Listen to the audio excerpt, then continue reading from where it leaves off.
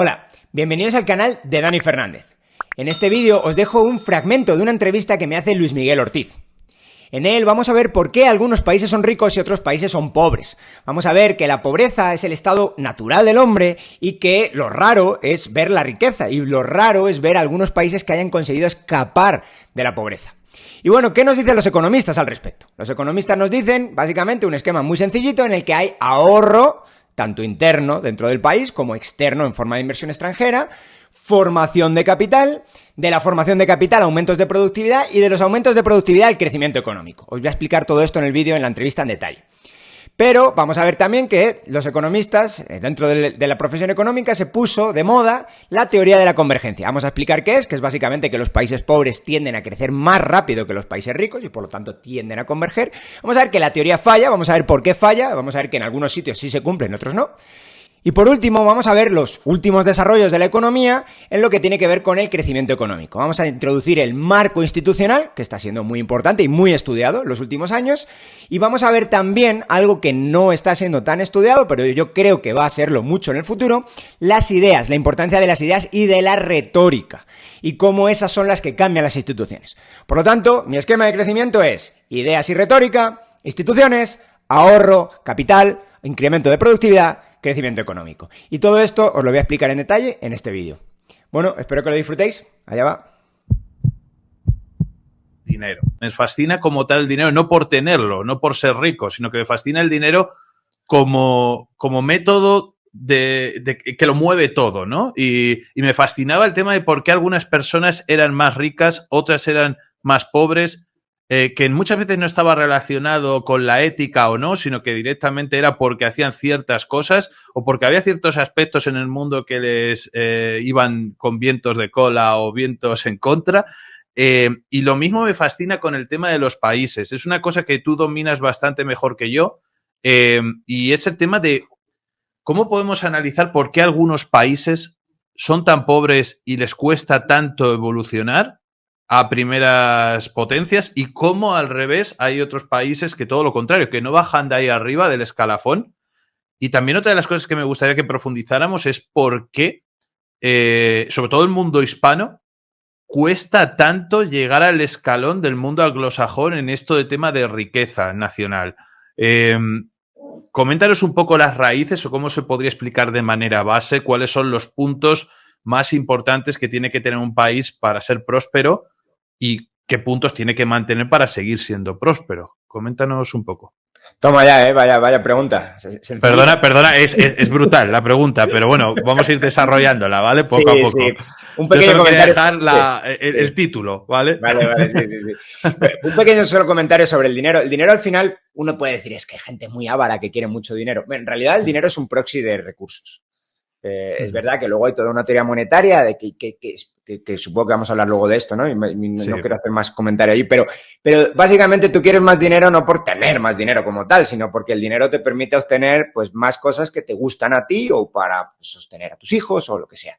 Entonces, ese es el tema con el dinero. La gente dice, es que el dinero es el gran mal de las sociedades. No, el dinero simplemente es una forma, es una tecnología social, si lo quieres ver así, y simplemente quiere o identifica, es un proxy, una forma de ver pues cuánta capacidad tienes, por ejemplo, de consumo, ¿no? Bueno, hecho ese pequeño comentario, que por supuesto tú ya lo sabías perfectamente, pero es interesante comentarlo. Países ricos y países pobres. Hay gente, a veces es tan importante o tan interesante hacerse una buena pregunta como dar una buena respuesta. Y uno de los temas, cuando abordamos el tema de por qué hay países ricos y pobres, si vamos un poquito hacia atrás y tenemos un poquito de vista de pájaro y vemos cómo estaban los países hasta hace no tanto tiempo, nos damos cuenta de que lo más normal, lo que ha preponderado en toda la historia es la pobreza, no la riqueza.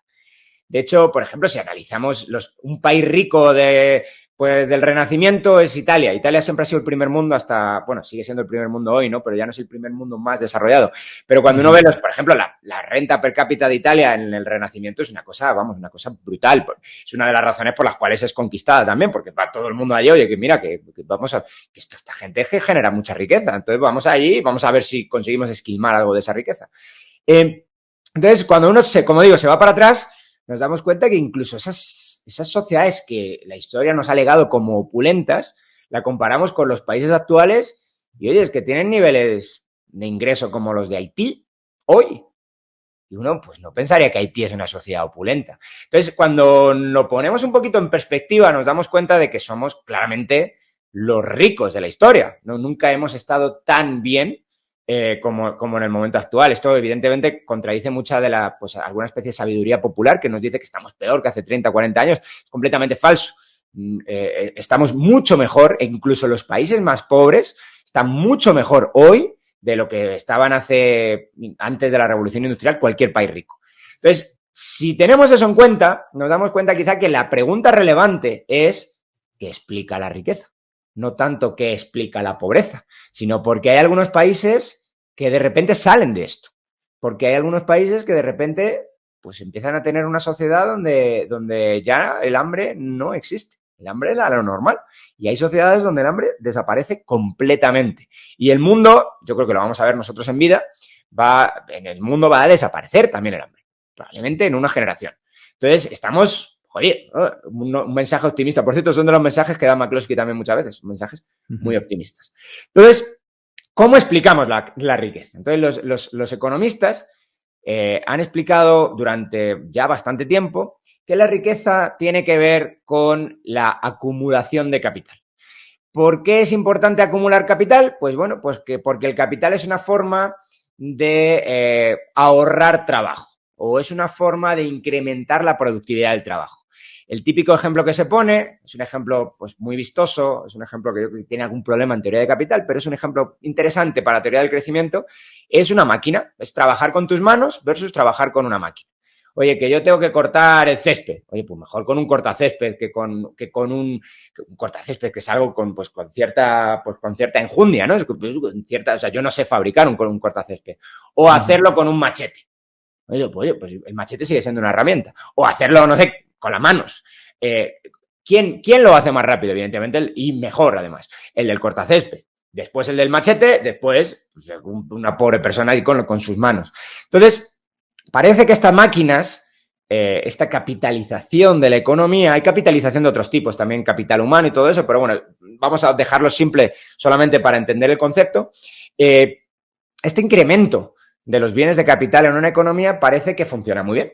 Parece que cuanto más capital generamos, pues incrementa mucho la productividad de cada trabajador y eso libera recursos para poder hacer otras cosas.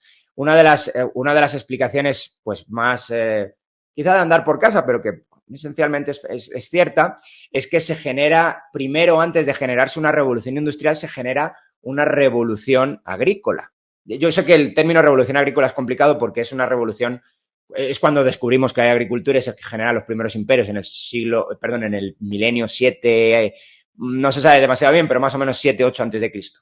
Milenio, no, sí, milenio 7 o 8 antes de Cristo. Pero parece que hay una especie de segunda revolución agrícola con la automatización, con la utilización de maquinaria, de fertilizantes, antes de la revolución industrial. Y que eso hace que podamos sostener la misma cantidad de población o incluso incrementar la población con muchos menos trabajadores. Por lo tanto, sobran trabajadores, que esto es algo que hoy parece que queremos evitar a toda costa. Oye, que no se vayan a despedir los trabajadores. Bueno, pues que a veces se tienen que reasignar trabajadores porque en un área ya no, pues ¿para qué queremos más trabajadores aquí si podemos sostener la población mundial con una cantidad de trabajadores agrícolas mucho menor? Entonces, parece que una de esas razones es esta, ¿no? Que pues, de repente hay una revolución agrícola, necesitamos trasladar sobra población de los lugares donde están produciendo commodities agrícolas y se contratan, hay mano de obra abundante, se empiezan a contratar en las ciudades donde también hay una revolución. Básicamente empezamos a descubrir que no todas las fuentes hasta la revolución industrial teníamos como fuente de energía o trabajo humano directo o animales, o algunas fuentes de naturaleza, como pueden ser el agua, el molino o el viento. El molino de agua o de viento existe hace mucho tiempo, pero de repente nos damos cuenta que podemos quemar cosas. Ya se conocía el carbón vegetal, pero de repente descubrimos el motor a vapor con el carbón, que tiene un poder calorífico enorme, y pues eso lo podemos automatizar un montón de cosas, un montón de maquinaria. Entonces, bueno, al final, el esquema simple de los economistas es este. Incrementamos ese capital, al incrementar el capital, incrementa la productividad, y al incrementar la productividad tenemos un crecimiento económico ya, pues una cosa que no habíamos visto nunca. La siguiente derivada de todo esto es el ahorro. Oye, ¿pero de dónde viene el capital? ¿Y cómo generamos capital? Pues resulta que parece que el capital simplemente son recursos. El capital necesitamos detraer algunos recursos del consumo inmediato para generar una especie, pues este cortacésped o esta maquinaria. Durante un tiempo tenemos que, los economistas austriacos lo hablan del fondo salarial. A mí no me termina de gustar el concepto del todo, pero es interesante decir, bueno, el trabajador puede esperar a que todos los bienes que se producen con esa maquinaria pues se produzcan, pero usualmente no tiene muchas veces capacidad para hacerlo, muchas veces no tiene ni siquiera ganas para hacerlo. Por lo tanto, alguien tiene que adelantar el ahorro para que el trabajador siga comiendo. Es decir, alguien tiene que haber liberado recursos en la economía para que el trabajador que está, en vez de dedicado a coger manzanas, pues que esté plantando árboles. Entonces, pero claro, mientras plantas árboles no comen manzanas. Entonces tienes ahí un problema de temporal, de cuándo van a estar disponibles los bienes. La famosa fábula de Robinson Crusoe, ¿no? Y todo la famosa fábula, es súper famosa. Los economistas, se llama, hasta hay gente que dice, bueno, economía robinsoniana o análisis robinsoniano en la economía. Los economistas, ahora ya porque no los lee nadie, pero los economistas del siglo XIX, prácticamente casi todos, cuando querían hablar sobre todo de teoría de capital, que se hablaba mucho en el siglo XIX, mucho más que en el XX, pues los economistas se iban a Robinson Crusoe y lo explicaban así, oye, que Robinson Crusoe se ha quedado en una, pues lo conocemos todo, ¿no? El personaje de novela, se ha quedado en una isla solo, el pobre, y pues tienen que estar 10 horas subiéndose a los árboles y cogiendo los frutos. Bueno, pues qué vida más horrible, todo el día trabajando y solamente se mantiene 2.000 calorías al día. Y pues tiene una vida, pues muy mísera y no tiene ni siquiera dónde resguardarse, si llueve se moja. Entonces, Robinson Crusoe tiene la opción de o comer un poquito menos cada día, que es complicada, o trabajar en vez de 10 horas, 12. Y guardar parte de esos frutos, ese ahorro, para mantenerse a sí mismo, esto es un ahorro e inversión interna, si lo quieres ver así, para mantenerse y darse de comer a sí mismo, mientras genera un bien de capital, que es básicamente una especie de palo que va a pegarle al árbol y que va a caer los frutos. Entonces es mucho más fácil pues generar actividad económica, si lo quieres ver así, o conseguir los frutos una vez que tiene el palo. Pero tiene un tiempo de producción de ese palo con el que azuzar al árbol, y ese tiempo de producción no puede estar 5 o 10 días sin comer. Se muere o ni siquiera tiene fuerzas. El palo no podría acabar nunca el proceso de producción del palo. Entonces, ¿qué es lo que tiene que hacer? Bueno, pues tiene que ir durante una cantidad de días, ahorrar algo de tiempo, algo de esfuerzo y dedicárselo a esa producción para automantenerse mientras está produciendo el palo. Una vez que tiene el palo, incrementó la productividad. Ahora, en vez de tener que estar 10 horas trabajando para conseguir los frutos, solo puede estar solo 5. Y liberó tiempo y puede dedicarle otras 5 horas a, por ejemplo, proporcionarse un cobijo y a hacerse una pequeña cabañita o lo que sea. Este es el ejemplo clásico, ¿no? Que por cierto, es un ejemplo que ponen. Es que claro, yo a los alumnos se lo he enseñado también en la formación, vale. O sea que ellos están, pero bueno, si luego gente externa luego ve la charla, pues le ha venido genial tu resumen, o sea, pero sí, porque todo esto es largo, esto explica, sí. Por ejemplo, Bombardier lo explica con 30 páginas. Sí, pero al fin y al cabo la relación que me viene directa es, vale, cuanto tú sea mejor la vara, eres más productivo porque puedes coger más frutos más rápido, y si esa vara la mejoras o haces otros mecanismos, etcétera, pues al final siempre hay una carrera entre los medios de capital e incrementar la productividad, y esa productividad lo que te hace es que la rueda fluya, sí, ¿no? Y que la riqueza se genere cada vez más rápido, ¿no? Claro, y que todos esos límites que nos hablan los ecologistas, pues cuidado, porque a veces somos capaces de incrementar tanto la eficiencia que vamos tirando patadas para adelante y con el mismo recurso sacamos 100 veces más de producción. Entonces, cuidado, que llevamos más de 250 años probando que los maltusianos y los agoreros de que tenemos solo un planeta y lo estamos destruyendo, pues falso completamente. Bueno, de hecho es que una de las características de la invención humana es transformar la basura en recursos. O sea, que era el petróleo, sino basura. Y ahora es un mega recurso. Supongo que lo sabes, eso se lo voy a copiar a Huerta de Soto, que hemos hablado antes de él. Se llamaba la maldición de Texas, el petróleo. Porque como tuvieras un ranchito, era una economía muy agrícola, tuvieras un ranchito en Texas antes de la invención del motor a explosión, estabas muerto. Porque pues llegaba el ganado ahí, bebía ese petróleo y se moría. Entonces, esos, curiosamente, esos ranchos, en vez de tener un premio económico, tenían un castigo económico, tenían basura incluida. Ahora todo el mundo se preocupa de que se nos acaba el petróleo, solo tenemos un planeta y pero que era basura. Y ahora no es basura, lo hemos transformado en un recurso. Y esto va a seguir ocurriendo, por fortuna. Hay que ser optimista en este caso. Bueno, pasemos si quieres al siguiente punto que del crecimiento económico, que es que, mira, pasó algo muy interesante. Los economistas soviéticos dijeron, yo me creo esto. O sea, tenéis razón los economistas, pues vamos a capitalizar la economía, pero voy a elegir yo los bienes de capital que se van a producir. La gente es tonta, eso es algo que pasa también, eso es algo que creen los economistas de todas partes del mundo, los intelectuales en general lo creen, entonces como la gente es tonta no sabe hacer esto. Yo que tengo un doctorado, que soy más listo, sí. Te voy a decir a ti qué es lo bueno para ti. Entonces, los economistas soviéticos llegaron y dijeron, vale, incrementamos la productividad, incrementemos los bienes de capital utilizados en la economía. Y aquí hay todo un debate interesantísimo donde, por cierto, el mejor libro de Huerta de Soto, que es este Socialismo, Cálculo Económico y Función Empresarial, es un librazo, es de los primeros. Me encanta. Yo se lo recomiendo a toda la gente que empieza a estudiar algo de economía o que ese libro lo tendría que leer toda la juventud en España. O sea, te lo digo sinceramente, se solucionarían muchos problemas. El libro, pero yo creo que una aportación suya increíble está ahí. Entonces, ese para mí es mucho mejor que su otro libro. Bueno, él básicamente hace una especie de mega resumen de lo que fue el debate del cálculo económico en el socialismo.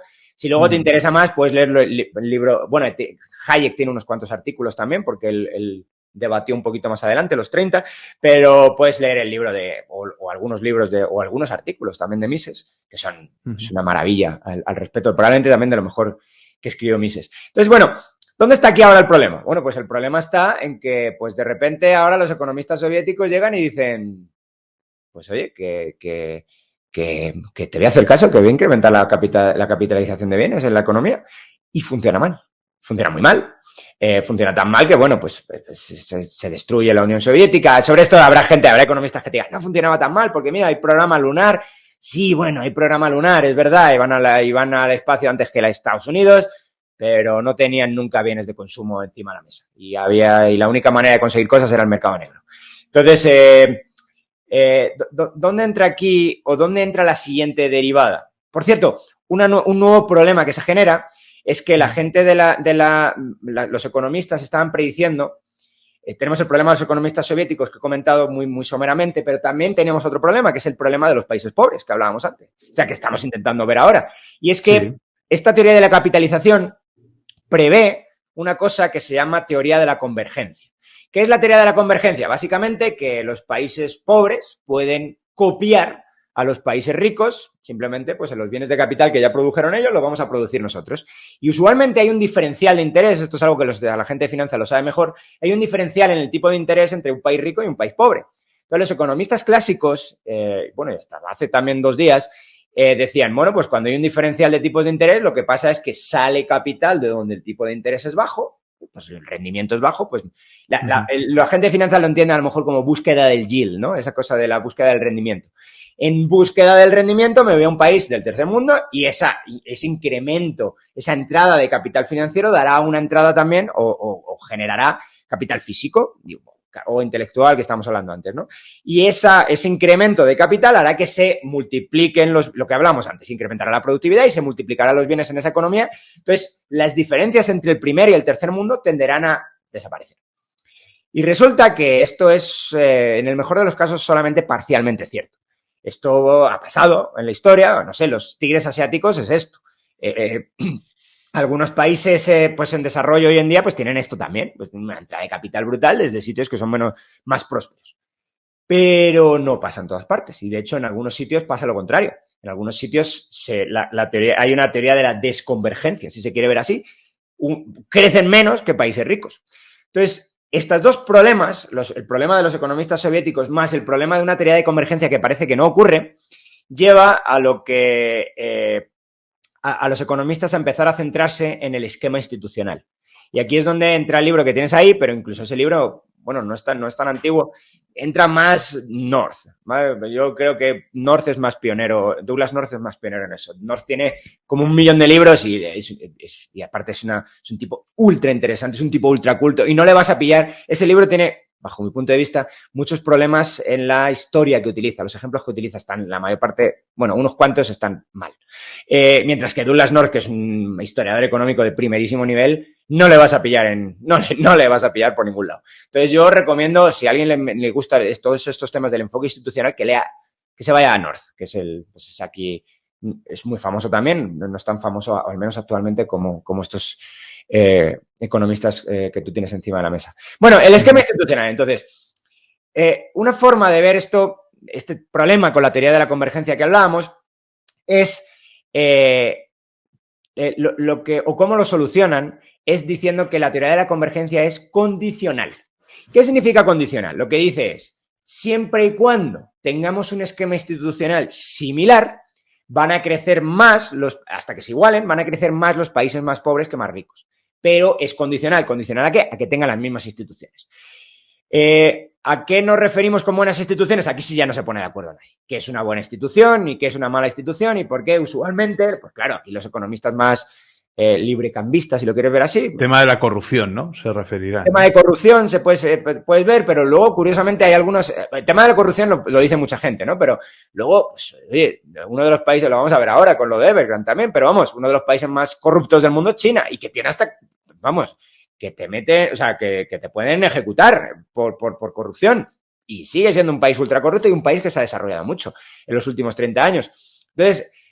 sí, pues supongo que será mejor tener un país poco corrupto que uno corrupto, pero resulta que a veces uno medio nada en la corrupción y el país se desarrolla, lo cual es interesantísimo. Pero bueno, corrupción sin ninguna duda es uno de los ámbitos donde la calidad institucional importa, ¿eh? No quiero decir que no sea importante, quiero decir que no es determinante. ¿Qué más cosas puede haber ahí con esquema institucional? Como digo, pues a mí, como cada economista te va a decir una cosa diferente. Yo diría que son aquellas cosas que promocionan el capitalismo, que promocionan que capitalices la economía y que además la capitalices de forma privada, que sean las decisiones de miles de individuos en competencia entre ellos, pero en constante cooperación con otros individuos, los que digan, vamos a generar este bien de capital, o esto es una empresa básicamente. Oye, vamos a generar este bien de capital para generar estos bienes de consumo que creo que van a ser los que más impacten o los que más valor generen en una economía. ¿Y cómo leches sabes si generas valor en una economía o no? Pues si estás generando una actividad económica que genera unos bienes y los bienes te los compran. ¿Vale? Porque además el mercado es persuasión. Yo no te puedo obligar a comprar algo. En un mercado te tengo que persuadir. Mi bien es buenísimo y deberías comprar mi bien y no el del de enfrente. Entonces, el mercado es persuasión. El Estado es violencia. Aquí, cuando lo del anarcocapitalismo que hablamos antes, el Estado te dice, te voy a quitar el dinero y te voy a dar una carretera. ¿Te gusta la carretera? Pues si no te gusta, te jorobas. Pues, pero el mercado no te hace eso. El mercado te dice, yo voy a poner el dinero esperando que la carretera sea tan útil para ti que la utilices. Y me pagas un fee, evidentemente, por utilizarla. Pero si te genera tanto valor la carretera, la pagarás. Y si no, yo me arruinaré. ¿Sí? Pues es un mercado versus un Estado que te dice, esta carretera es importantísima porque la infraestructura es importantísima para desarrollarnos. Y te genera una carretera que a lo mejor no va ni Dios en la carretera. Es el problema, por cierto, de África, que ha recibido un montón de ayuda externa. Y claro, pues con la ayuda externa se han generado carreteras en lugares y infraestructura que no quiere nadie. Y la diferencia con Asia.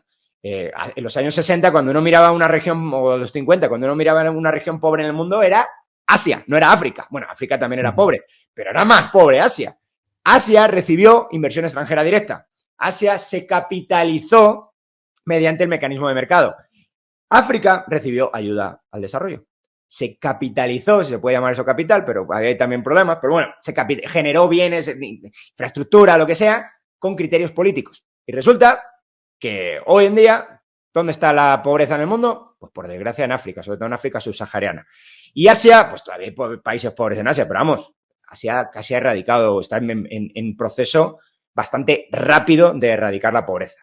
Y cuando tú estás hablando de esta relación en la que yo ya me meto desde el lado más financiero, ¿no? Cuando tú estás buscando esta financiación, que puede venir, como has dicho, por cooperación, por ayuda al desarrollo, o puede venir porque directamente estás pidiendo financiación a través de deuda y a partir de ahí.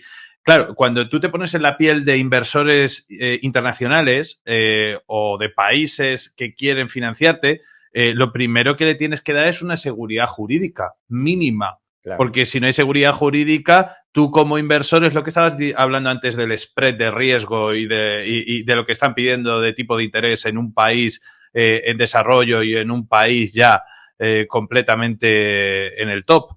¿Qué pasa? Que cuando tú eres inversor, pues tú vas buscando que los países donde no haya mamandurria, es decir, donde haya seguridad jurídica y que se pueda desarrollar la actividad económica para que te devuelvan esos intereses de lo que le has prestado, ¿no?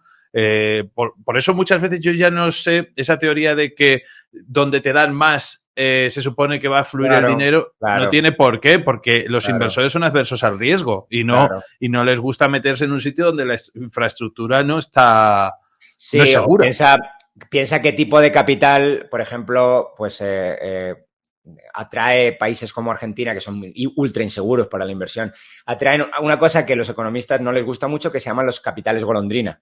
¿Qué leches es un capital golondrina? Un capital, pues básicamente que entra, ve un rendimiento alto por lo que sea, pero sabe, lo entiende perfectamente que va a haber un problema porque pues es un país muy populista, que cambia mucho las reglas, que de repente, pues, que sobre todo, ahora vamos a hablar de eso porque es el último punto donde yo, en mi esquema de por qué los países son ricos, donde la retórica es muy contraria al libre mercado y donde la ideología de la gente, pues, piensa que pues, el Estado es el que te tiene que proveer todo. Entonces, claro, si eso piensa la gente y piensa que los empresarios son muy malos, pues no pasa nada si le quitamos el dinero a los empresarios y se lo damos a la gente porque es lo que necesita. Esto, que puede ser muy bien intencionado, tiene unas consecuencias nefastas en la economía y, evidentemente, todo el engranaje. Lo que pasa, es que te parte el engranaje completamente. Nadie va a invertir, efectivamente. Y las inversiones que entran son inversiones ultra especulativas que entran un día y salen al día siguiente. Y entran muchas veces pues por criterios puramente políticos. Oye, que ganó este tipo o que perdió este tipo. Esto lo estamos viendo ahora en Hispanoamérica por todos lados. Que gana un tipo que es una bestia en Perú, pues vamos, los capitales salen volando de Perú. Que gana, bueno, en Chile están peor porque tienen el tipo bestia en el gobierno y un montón de tipos bestias en la Cámara Constitucional y van a cambiar la Constitución que les ha funcionado de maravilla. Pero no les gusta una constitución que funciona bien, quieren una que funcione mal, quieren ser un país pobre, pues lo van a conseguir. Entonces los inversores se asustan y se van o no llegan nunca, o los que llegan son inversores de muy corto plazo que usualmente además generan problemas esto es un tema más complejo y largo y un poco que generan problemas de tipo de cambio muchas veces porque entran muchos capitales, salen muchos capitales y eso hace que la moneda nacional se mueva mucho y sea complicado también pues planificar a largo plazo para inversores extranjeros, porque de repente pues te quedas atrapado en una inversión que cuando lo quieres sacar, pues el tipo de cambio se te fue a la mitad o algo así. Si te va al doble, básicamente tu inversión se te va a la mitad en términos de la moneda extranjera. Entonces, claro, cuando tienes un esquema institucional de ese tipo, pues los inversores o no llegan o los que llegan no son los que quieres. Entonces, hay un premio Nobel de Economía que él hablaba de las instituciones como tecnología social. Es decir, tenemos que importar instituciones de sitios donde pues han funcionado esas instituciones y a veces no es tan fácil importarlas. Hay muchos intereses creados. Pues si ya tengo en un país chiquitito una empresa que ya tiene una forma de operar y que además está protegida de la competencia de fuera, pues quitar eso es casi imposible. ¿Por qué es casi imposible? Bueno, pues porque tiene cooptado ya el poder político, porque tiene un montón de reglas que lo favorecen a él y pues esto es básicamente, esto pasa en los países pobres, básicamente. O sea, tienen ya bastante bien repartido el mercado. ¿Cómo superar esto? Este premio Nobel de Economía, Romer, dice, bueno, pues hagamos, ¿cómo se llaman estos? Zonas económicas especiales. ¿Qué es una zona económica especial? Vamos a generar una parte del país en la que no apliquen las normas del resto del país. Entonces, que se sigan repartiendo ellos en el mercado y vamos a algo. Lo que ha hecho China. Lo que ha hecho China. Sí, eso es lo que ha hecho China y le ha funcionado con Shenzhen y todas estas zonas. Sí. Vamos. China hoy en día es una economía ultra regulada, pero que en cualquier lugar donde se crea actividad económica es una zona. De hecho, tiene, decenas de zonas económicas especiales. En algunos sitios tienen varias. Muy parecido también a, por ejemplo, Dubái. Dubái es así también. Entonces, claro, tienen un modelo de desarrollo que funciona muy bien. No siempre la zona económica especial funciona bien, porque a veces también son cooptadas. Es el caso de India. Las zonas económicas especiales de India han funcionado fatal.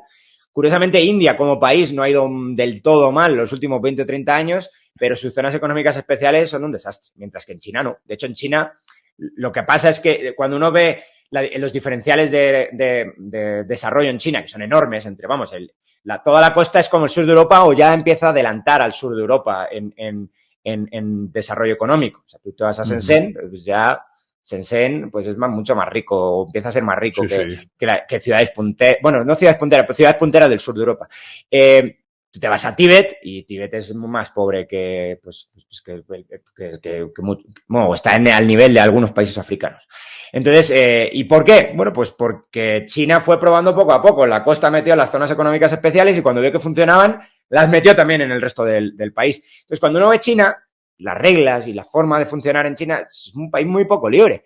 Cuando uno ve las reglas y la forma de funcionar en las zonas económicas especiales de China, son súper libres. Mientras no te metas en temas políticos, tienes hasta autonomía regulatoria, que es algo complicado de conseguir en otros lugares. Evidentemente no tienes autonomía regulatoria política para elegir al gobernante, eso te lo va a imponer el Partido Comunista Chino, pero en todo lo demás tienen una competencia, tienen una de las economías probablemente en ese aspecto más libres del mundo. Y esto, bueno, ojalá siga siendo así, pero parece que está empezando a cambiar la ola. Bueno, entonces tenemos este esquema institucional que como ¿qué es un esquema institucional? Una cosa muy importante, como tú decías, es unas reglas claras y que además no cambien. Esto es importantísimo, que no cambien. A veces tienes las mejores reglas del mundo, pero te las cambian cada media hora. Entonces eso también asusta a los inversores. De hecho, prefieres una regla peor, estable, que una buena regla, mejor regla cambiante. Eso, así es. Y cuanto más sea la inversión a largo plazo, más importante es que la regla no cambie. Más importante, porque la inversión de muy largo plazo, que tiende a ser la que mejores beneficios genera para capitalizar la economía, esas, en concreto, lo que están buscando a lo mejor son rendimientos, tienen una inversión por ejemplo, el sector energético es así, una inversión a larguísimo plazo, a 20, 30 años. Yo te necesito que en 20, 30 años no cambien la regla de juego, porque si no puedo planificar bien, no voy a realizar una inversión que voy a recuperar con un payback enorme, que voy a recuperar en muchos años. Entonces, eso, pues, por ejemplo, las nucleares son muy exagerado esto, ¿no? Porque tienen una vida útil, si quieres, de hasta 80 años. Oye, pues tendré que planificar a mucho tiempo porque la inversión inicial es enorme y porque, porque la recuperó en mucho tiempo. Puede ser muy rentable si de verdad en todo ese tiempo no cambian las reglas, pero puede no serlo y hay un riesgo político de que no lo sea. Cuanto mayor sea este riesgo político, más se desincentivan todas esas inversiones de muy largo plazo, que son las que podrías tener, pues eso, energía barata, todo lo contrario que España, básicamente. Bueno. No me quería meter en mercado energético, que también es un tema que he estado investigando. Eso es guay. Me gusta mucho. Ojo, es que tenemos para hablar 3 charlas. Es que es increíble. Todo estos temas están muy de actualidad. Sí, estás pagando el triple o 4 veces lo que pago yo aquí de energía eléctrica en Guatemala. Guatemala es un país pobre. Es un escándalo. Aquí, por ejemplo, tenemos alumnos que trabajan en grandes fábricas o que están encargados de grandes fábricas y me estaba diciendo que en Estados Unidos les estaba saliendo a 1/3 la energía. Y mira que Estados Unidos está como está, a 1/3 de lo que le estaba saliendo aquí en España. O sea, es que Estados Unidos han hecho barbaridades, pero claro, Europa es una máquina de hacer barbaridades en el mercado energético me refiero, desde inicios de siglo, desde viene muy pronto. Sí. Y teniéndolo todo en cara a nivel de recursos, teniendo a Rusia al lado, teniendo al norte africano al sur, o sea, es decir que... Pero bueno. Es un harakiri, lo hemos hecho por alguna razón, alguien ha querido hacer esto. Es decir, hay un montón de gas en Europa, se ha decidido no explotar. Podemos explotar energía nuclear. Y te lo tienen que traer en barcos licuado desde Estados Unidos. Bueno, pues que es caro, que es problemático y que además no se puede hacer, necesita inversiones. Improductivo completamente. Muy improductivos es. Bueno, Entonces, tecnología social, y yo lo vinculo mucho, evidentemente, por mi forma de ver el mundo también, a libertad económica. Entonces, aquellos lugares donde hay mucha libertad económica y mucha estabilidad en sus reglas, son lugares ultra prósperos y que además crecen muy rápido. El caso pues paradigmático, uno de los que más me gusta a mí, es el de Irlanda. Es que Irlanda pues, era más pobre, bastante más. Bueno, hasta los años 90, Irlanda no alcanza a España en renta per cápita, siempre ha sido un sitio relativamente pobre, la crisis de la patata y todo eso, y de una de las primeras migraciones en masa a Estados Unidos, de Irlanda. Entonces, sí. De hecho, ser irlandés ahora es algo así como, pues se tiene prestigio en Estados Unidos, pero durante mucho tiempo era un estigma. Irlandés, yo no. Ahora mismo, pues claro, es uno de los países más ricos del mundo. Es uno de los países donde el resto de economía se va al suelo y él no solamente no le va mal, sino que crece rápido. Y pues una cosa, pues pero es que, nadie pone más el foco en Irlanda. Es increíble. Pero es que además es que estábamos al mismo nivel, casi con la crisis de 2008 nos quedamos España e Irlanda al mismo nivel, o casi al mismo nivel, porque sufrimos las dos unas crisis inmobiliarias muy bestias. Sí. Pero la de Irlanda probablemente fue más fuerte que la nuestra. La crisis inmobiliaria de Irlanda probablemente fue más fuerte que la nuestra. Irlanda se recupera en pocos años, es una máquina. Y España, pues todavía, bueno, ya quizá hoy tenemos menos, pero vamos, que ha tardado 10 años en recuperarse de una Me dice por aquí Rosa en el chat, dice, históricamente Irlanda había sido siempre pobre, últimamente ha aumentado mucho su renta per cápita, ¿se explica solo por la bajada de impuestos para traer capital o hay algo más ahí? Sí, es una muy buena pregunta. Sí, muy buena pregunta. Irlanda tuvo o ha tenido la capacidad de nadar en un agua muy complicada, que es la que no hizo Reino Unido, que es la de quiero acceso a este mercado tan grande. Sí, y mira, la Unión Europea, la idea original es buenísima y la que se implementa hasta los años 90, que es la de vamos a intercambiar bienes, vamos a ver movilidad de capitales y movilidad de personas, pero no necesariamente una unidad política. Claro, desde los años 90, sobre todo desde Maastricht, hay una unidad política. Entonces, Irlanda ha sabido navegar bien esas aguas en el sentido de que, pues, ha tenido unas normas diferentes a las del resto de Europa y cuando llegaban de Europa ha sabido más o menos no implementar o implementar muy suave las más bestias y mantener su autonomía fiscal y, bueno, pues hacer una competencia fiscal muy sana con el resto de Europa sin que la saquen de allí o sin que se tenga que salir de allí. Eso no lo consiguió el Reino Unido, también probablemente porque es mucho más grande. Entonces, sí, tiene acceso a un mercado donde no hay restricciones de ningún tipo de 500 o 400 y pico millones de personas, que eso es algo muy importante, y tiene impuestos bajos, tiene reglas que no cambian. Es que, claro, las reglas que no cambian son importantísimas, porque, como decía antes, pues es que te permiten planificar a muy largo plazo. Entonces, tienen buenas reglas y que no cambian, eso se va a las nubes. Y una parte de esas buenas reglas son fiscales también, pero no son únicamente fiscales. Bueno. Y el último punto, ya te prometo que si no, nos vamos a estar aquí hablando 5 horas. El último punto del crecimiento y del desarrollo económico, las ideas. Esto es algo muy nuevo, como digo, es algo donde yo creo que sí es mucho más, aunque también hay algo en North, pero sobre todo esto lo desarrolla muy bien McCloskey, que es el tema de la retórica y las ideas como determinantes de esas instituciones. Porque al final los economistas lo que vamos haciendo es ir pegando patadas hacia adelante, ¿no? Lo que vamos haciendo es decir, bueno, el proceso de capitalización. Bueno, pero para tener un proceso de capitalización necesitamos unas buenas instituciones. La siguiente pregunta es, bueno, ¿y qué explica las buenas instituciones? Entonces aquí es donde, pues yo creo que una de las mejores respuestas la da McCloskey, que es la de, aunque tú quieras poner la mejor institución del mundo, si la gente la ve como ilegítima, no va a durar mucho tiempo. Es el problema que tenemos en España. Tenemos unas reglas mucho más tendentes al libre mercado, aunque parezca mentira, mucho más tendentes al libre mercado de la ideología del español medio. Por eso dicen lo de abrir el melón constitucional, que mejor que no se abra, porque como se abra nos van a colar por ahí pues derechos de naturaleza, cosas así que son tonterías, o derechos de animales, que sí, que pobrecitos, que mejor no abusar de animales, pero una cosa es eso, otra cosa es que tengan derechos. O sea, van a hacer la que están haciendo en Chile. Entonces, mejor no tocarlas. Pero claro, hay una tensión, se genera una tensión de legitimidad en este proceso, donde la mayor parte de gente ve que sus ideales no están reflejados en las instituciones. Entonces, empuja por cambiarlas constantemente. Entonces, para McCloskey dice, si tú quieres un país exitoso de largo plazo, lo que necesitas no es cambiar las instituciones, porque las instituciones el cambio vendrá solo. Solamente esa tensión constante que hay entre las normas de juego de la sociedad y la ideología de esa misma sociedad van a generar que haya un cambio. Pues, si te va a generar, Podemos con nuestros padres era imposible. O casi imposible, no sé, era más una Izquierda Unida, que uno lo respeta mucho más. No está de acuerdo, pero se respetan más. Con nosotros, pues sí, pues un Podemos, pues un Pacma y cosas de esas, pues eso, pues que lo votan cientos de miles de personas. Entonces, esas ideas terminan permeando en las instituciones políticas y terminan cambiando esas reglas de juego. Y a veces las pueden cambiar para mejor, si lo que tenemos, de hecho, ella explica así, el crecimiento de la revolución industrial simplemente es cuando empiezas a mirar al vecino y no te importa que el vecino tenga más y lo quieres emular, una envidia sana, si lo quieres ver así. Quiero emular al vecino, no quiero machacar al vecino por sobresalir. Esto tiene que ver también mucho con psicología evolutiva y cómo las normas sociales pueden disminuir esa tendencia natural que tenemos hacia esa igualdad. Y a ver que hay tipos de igualdad que se pueden, o de desigualdad, perdón, que se pueden considerar completamente legítimas. Si no has robado, si no has generado daño explícito a nadie, pues oye, pues eso es lo que llamamos mérito.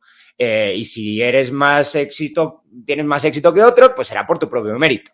Evidentemente lo que vemos mal es una desigualdad basada en algo injusto, no sé, pues basada en que lo he robado todo. Pues eso es sano, lícito, que la sociedad lo vea como algo negativo. Entonces, si al final tienes todas estas ideas, set de ideas, que es muy favorable a unas instituciones tendentes al libre mercado, tienes un crecimiento de larguísimo plazo durante el tiempo, pues hasta que te cambie al menos el set de ideas. Es una de las razones por las cuales mucha gente está hablando ahora de que hay que dar la batalla cultural. Dar la batalla cultural básicamente es, pues, decir, oye, que estos tipos tienen una especie de monopolio de la verdad moral, y que parece que son los únicos que pueden hablar de pobreza, a pesar de que allí donde plantean o donde de verdad se llevan a cabo sus ideas, estoy hablando ahora de gente pues muy de izquierda, muy revolucionaria, donde se llevan a cabo sus ideas, ha fracasado siempre, pero como sus intenciones son buenas, ahora lo van a hacer bien. No funciona su esquema, que no funciona su forma de ver el mundo, que es una forma de ver el mundo que nos lleva a la pobreza, por el desfiladero de la pobreza. Y eso es algo que, pues por fortuna, se está poniendo, menos mal, de moda dar esa batalla cultural y decirle no, simplemente no, tengo esta forma alternativa de ver el mundo que, a pesar de que no quiere o no se busca acabar explícitamente con la pobreza desde las instituciones, se consigue. Y esta forma de ver el mundo es una forma de ver el mundo más justa. Los temas de justicia, hay problema pero bueno, se considera, cuando algo lo considera justo la sociedad, lo considera legítimo, las desigualdades son perfectamente, o sea, no hay un problema con la desigualdad si esta desigualdad se considera completamente legítima. Y no se considera ilegítima una desigualdad cuando se considera que se ha ganado por medios económicos de persuasión. Eso es la visión del libre mercado. Es decir, te he persuadido, generado actividad económica y te he persuadido a ti, Luis Miguel, de que me compres esto y resulta que me lo has comprado. Por lo tanto, he tenido éxito. Eso, por desgracia, en algunas sociedades está mal visto. Esas sociedades tendrán instituciones que serán un desastre, no incentivarán ni el ahorro ni la capitalización de la economía y serán pobres a largo plazo. Creo que ese es el punto más difícil de todos, ¿eh? Yo creo que es el que está la lucha continua. También ahora es que todo está sesgado. Es decir, si tú piensas, vale, ¿dónde haces esa lucha? ¿Lo haces esa lucha en los medios, en la prensa? Claro, esa prensa está muchas veces a favor del poder político y ese poder político a lo mejor no le interesa porque para mantener su poder o su sometimiento de la población les merece más la pena empobrecerla. Es decir, es que es complejo ese tema, yo creo que es el más complicado de todos, pero es a donde se ve Occidente, la deriva Occidente, ¿no? De no tener una planificación a medio o largo plazo, que esté cambiando continuamente todo y que además esté estigmatizando lo que es el ahorro, la inversión, etcétera, lo que lleva a que lo que estamos viendo, ¿no? Que los países, sobre todo Occidente, o ya no países de Occidente, pero países que hasta hace nada eran ricos, pues les están pasando por la izquierda otros países, por poner el ejemplo aquí en Europa, de España o Italia o Portugal, con ejemplos de Europa del Este, de países excomunistas claro, que han vivido lo que es la pobreza absoluta por un sistema fallido económico y que, como dices tú, tienen todo a favor para pensar toda la población que lo que están haciendo a través de la libre empresa o de un mundo más libre económicamente, pues oye, tienen todas las de ganar, pero porque ya lo han vivido en sus propias carnes. Y parece que lo que nos falta a estos países del sur de Europa es vivirlo nosotros en nuestras propias carnes. Es complejo, ¿eh? Ese tema, ese punto complejo, yo creo que es el más complejo. Parece que queremos, si no lo hemos, como tú dices, si no lo hemos vivido en nuestras propias carnes, pues probemos. Y igual este sistema no funciona. Y es el problema otra vez de la legitimidad. Es que este sistema no funciona. Bueno, a ver, ¿qué significa no funciona? ¿Y cómo reformarlo? Por desgracia, pues eso, mira, la educación, esto es algo que también habla North, es que North es un genio. Es que la educación es principalmente, tiene 3 patas. Una es la de adquisición de habilidades, capital humano. Otra es señalización, que es, bueno, pues aquí estoy yo y he estudiado en este lugar y por lo tanto ya, pues no tienes que saber o sea, no tienes que investigarme a mí personalmente, la etiqueta es útil. Es un prejuicio, pero los prejuicios a veces tienen utilidad y este prejuicio de, oye, este tío ha estudiado en Oxford, pues el tipo es un crack, eso es un prejuicio. Lo quiero ver así, usualmente vemos los prejuicios. O sea, no le he enjuiciado su capacidad intelectual a él, sino que viene con una etiqueta y esa etiqueta me parece útil. Bueno, y hay una tercera que para North es la más importante, que la educación básicamente es inculcación de ideología, pura y dura. Por eso digo que North en muchos temas precede a McCloskey, aunque desde luego McCloskey hace desde luego sus propias aportaciones. Pero básicamente esta inculcación de ideología es lo que estamos hablando aquí. Oye, pues hay unas normas, si quieres, de convivencia morales y a veces se aprenden, eso es lo que llaman los psicólogos también, socialización primaria. Pues, ¿qué hacen tus papás? Pues eso es lo que haces tú. Por imitación. Los seres humanos aprendemos principalmente por imitación, luego estudiando también libros y lo que tú quieras. Pero las normas de convivencia por imitación. Pero esta imitación no se da solamente dentro de la familia, se da, hay una socialización secundaria que se llama, ¿no? Pues no sé, en la iglesia, si es que has ido a la iglesia, ¿no? Pues te has ido a un club de ajedrez, pues en los clubes de ajedrez. Y una de las principalmente, o hoy en día al menos, la principal forma de socialización secundaria, que es la escuela, el colegio.